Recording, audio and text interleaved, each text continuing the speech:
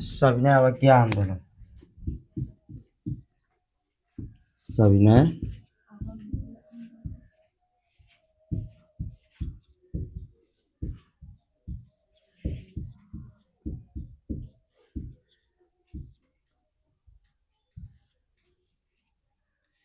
Chapter का नाम है भारत में राष्ट्रवाद।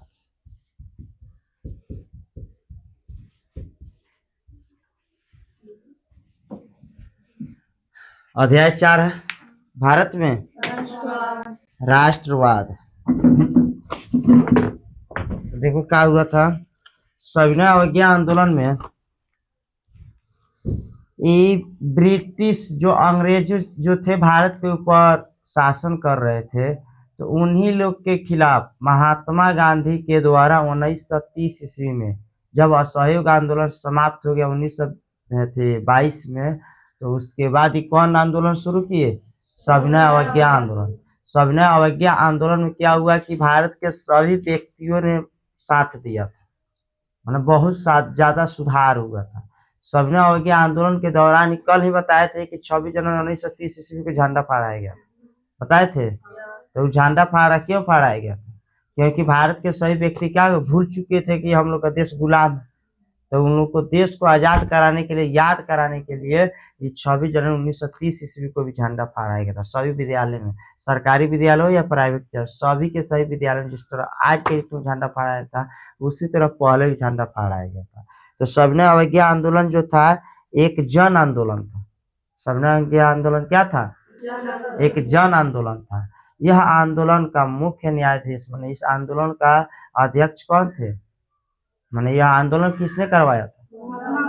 महात्मा गांधी ने कराया था।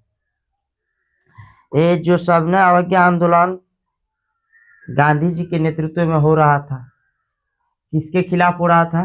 अंग्रेजों के खिलाफ हो रहा था। अंग्रेजों ने जब असहयोग आंदोलन समाप्ति हो गई, असहयोग आंदोलन महात्मा गांधी के द्वारा रोक दिया गया, तो उस समय क्या हुआ कि जितने ही व्यक्ति थे ना, जितने थे हमारे अंग्रेज जितने थे, सभी के सभी अंग्रेज सभी के सभी क्या करने लगे? ये बात सोचने लगे कि अब मैंने भारत के जो नागरिक है वो कुछ नहीं कर पाएगा। भारत के नागरिक जो है कुछ नहीं कर पाएगा।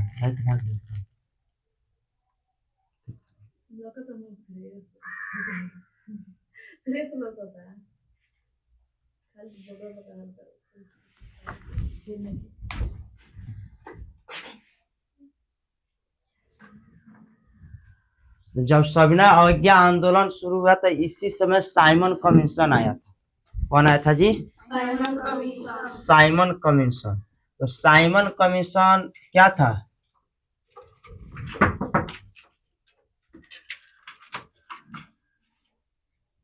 साइमन कमीशन, देखिए एक आया सविनय अवज्ञा आंदोलन 1930 ईस्वी में शुरू हुआ। अगर आपसे पूछ लिया सविनय अवज्ञा आंदोलन कब हुआ, शुरू हुआ था, तो क्या बताइएगा? 1930 ईस्वी में। तो साइमन कमीशन 1919 ईस्वी को पारित किया गया था, जो ब्रिटिश सरकार के द्वारा पारित किया गया। साइमन कमीशन 1919 में पारित कर दिया गया था।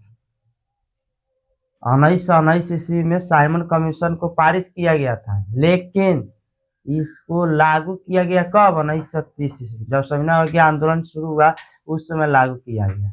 ये ब्रिटिश सरकार का नियम था। किसका नियम था? साइमन कमीशन में कुल सदस्यों की संख्या, कुल व्यक्तियों की संख्या 7 थी। साइमन कमीशन में कितने व्यक्ति भाग लिए थे? 7, जो अंग्रेजों के द्वारा बुलाया गया था। इंग्लैंड से व्यक्ति आए थे, 7 को सदस्य थे। साइमन कमीशन के अध्यक्ष जो थे ना, साइमन कमीशन के अध्यक्ष, उस अध्यक्ष का नाम था sir John Simon. Sir John जो साइमन के अध्यक्ष बनाए गए थे। सर जॉन क्या थे? साइमन के अध्यक्ष बनाए गए थे। साइमन कमीशन का मेन उद्देश्य यह था कि संवैधानिक सुधार करना। वो कह रहे थे कि संविधान में जो जो बात लिखी गई है उसमें हम आप लोग को क्या करेंगे? सुधार करके देंगे। ब्रिटिश सरकार जो बुलाया था साइमन कमीशन को, 7 अध्यक्षीय व्यक्तियों को बुलाया था, 7 को व्यक्ति को जब बुलाया था, तो बोल रहे थे कि भारत के संविधान में जो जो बात है उसमें आप लोग को सुधार करके दिया जाएगा, इसमें कुछ टॉपिक को सुधार किया जाएगा। तो भारत के व्यक्तियों ने इस बात को नकार दिया। तो क्या किया, नारा ने निकला जो साइमन वापस जाओ, साइमन वापस जाओ। साइमन कमीशन का खूब विरोध हुआ, साइमन कमीशन का खूब ज्यादा विरोध हुआ।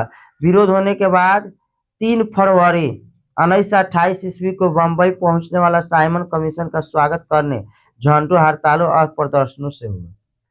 जब 1928 में साइमन आया ना, भारत आ रहा था, उस समय इसका विरोध करके पूरे भारत के व्यक्तियों ने क्या किया, इसका स्वागत किया, विरोध करके, प्रदर्शन करते हुए, हरी झंडी दिखाते हुए, साइमन वापस जाओ, साइमन वापस जाओ।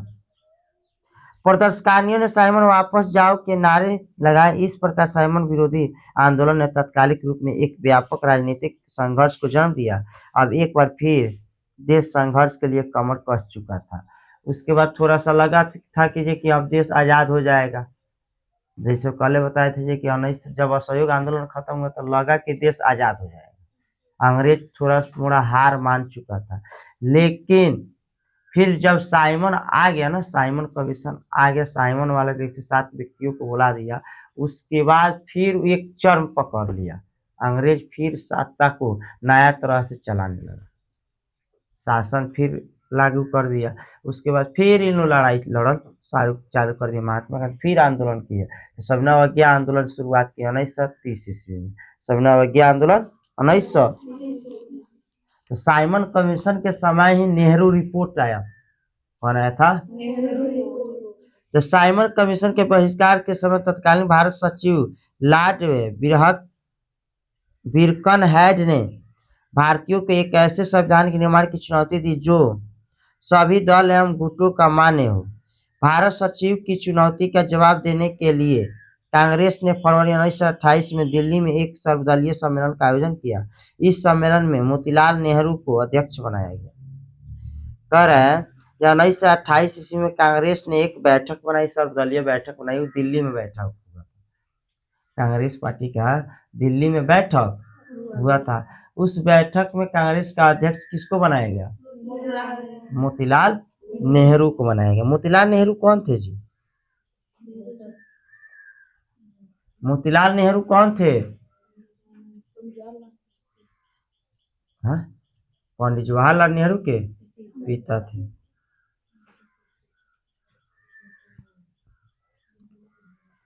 इस समिति ने ब्रिटिश सरकार से डोमिनियन एस्टेट की दर्जा देने की मांग की, जिससे कांग्रेस का एक वर्ग असहमत था।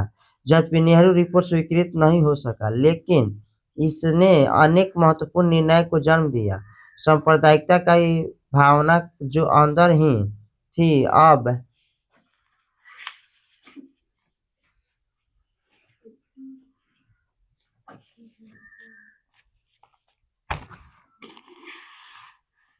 उभर कर सामने आ गई। मुस्लिम लीग और हिंदू महासभा दोनों ने इसे फैलाने में सहयोग किया। अतः गांधी जी ने इससे निपटने के लिए सविनय अवज्ञा आंदोलन कार्यक्रम प्रस्तुत कर दिया।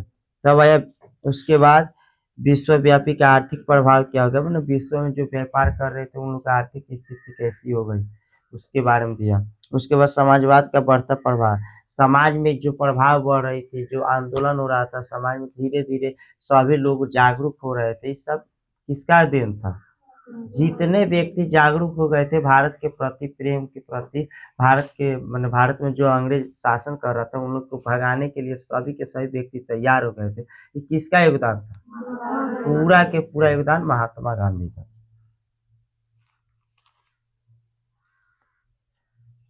तब आया पूर्ण स्वराज की मांग, गांधी समझौता रुख, तो दांडी यात्रा, ये सब टॉपिक आया।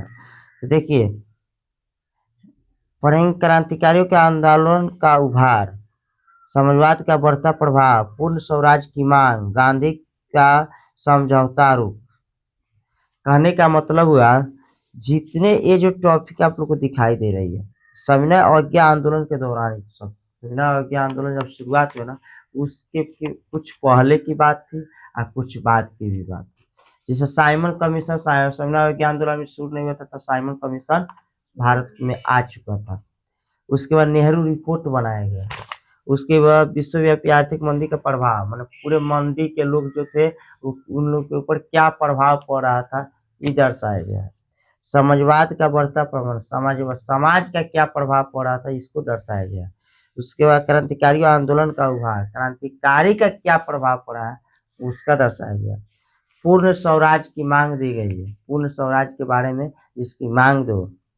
और गांधी समझौता का रूप, तो दांडी यात्रा आ गया।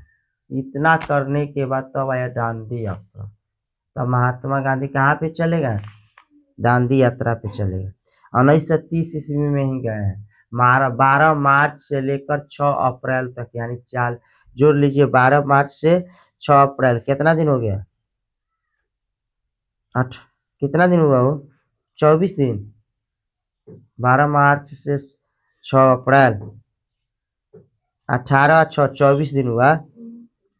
24 दिन में दांडी यात्रा, एक दांडी जगह है गुजरात में, वहां से, जिससे मान लीजिए अपने मैंने घर तक से गए थे, साबरमती आश्रम से चले थे 78 गो यूनानी के साथ दांडी यात्रा में। दांडी यात्रा समझते हो,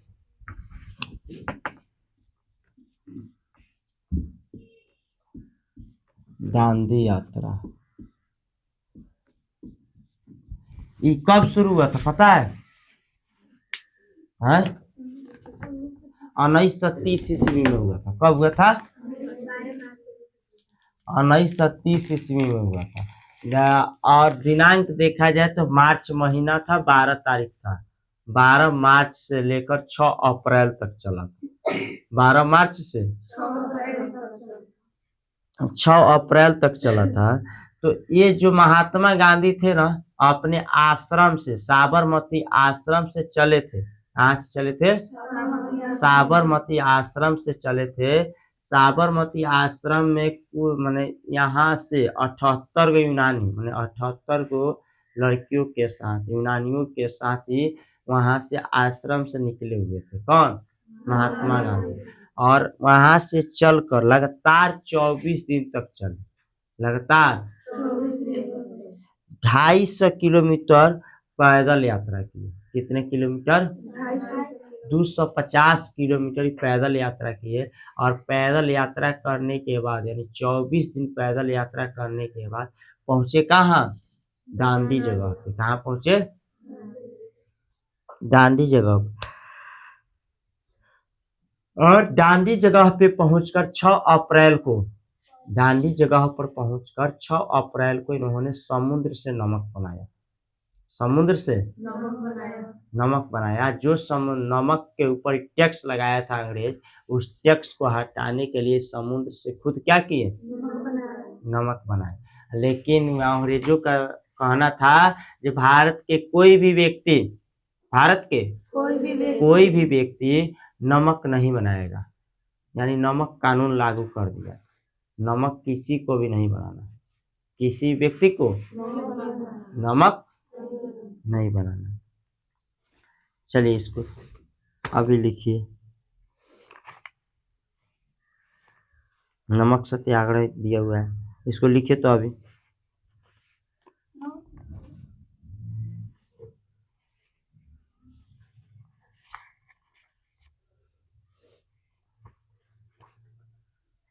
चार चैप्टर आज देख लीजिए, टॉपिक हेड कर लीजिए, कौन कौन आपको समझ नहीं आ रहा है वहां से पूछिएगा, वहां से बता देंगे, इस सब पढ़ाया हुआ है। चलिए इसको क्वेश्चन लिखिए, दांडी यात्रा से आप क्या समझते हैं? 3 वह तीनों लिख के दिखा दीजिए। सविनय अवज्ञा आंदोलन, साइमन कमीशन, दांडी यात्रा।